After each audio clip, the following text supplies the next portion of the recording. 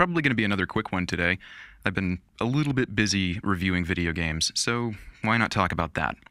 This should be really simple. You play a video game and you say whether or not you liked it and why. It actually gets a bit more complicated than that. I found that the best way to do this is to pretend you're writing it for the benefit of your 9-year-old self, who just spent the last 2 weeks mowing lawns, collecting petty cash, finally has enough to buy a video game, and if you tell him that something is really, really good and then it makes him cry, well, you should feel like a shithead.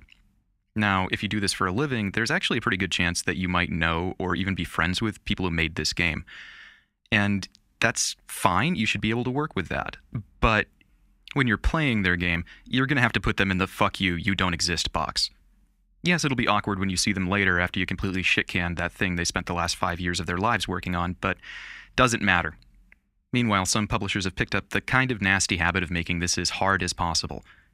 I'm not 100% positive about this, but I don't think there are many people who habitually, when they buy a game, the first thing they do is lock themselves in a hotel room with a bunch of strangers as they bum rush through the thing in a couple of days. Not everybody does this, and not everybody goes along with it. Which is good, because it's a terrible goddamn idea. An even worse idea is having somebody stand over the reviewer's shoulder and offer hints and tips. An even worse idea is when that person is Tony fucking Hawk. Yes, that actually did happen. I didn't go to that event, and actually very few people did.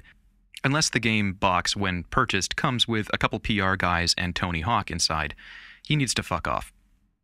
What also needs to stop is publishers setting these things up and then turning all balky when it turns out that a magazine or website isn't sending a reviewer that they actually like.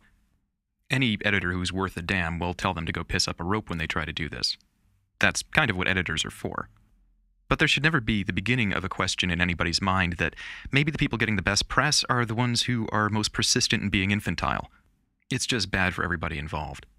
Meanwhile, any critic who's actually worth a sideways shit should be able to render an honest opinion even under these conditions. A good critic would remain unbiased even if held at gunpoint on the lip of an active volcano. A really great one would do it with Semtex strapped to their generative organs. They shouldn't have to, though.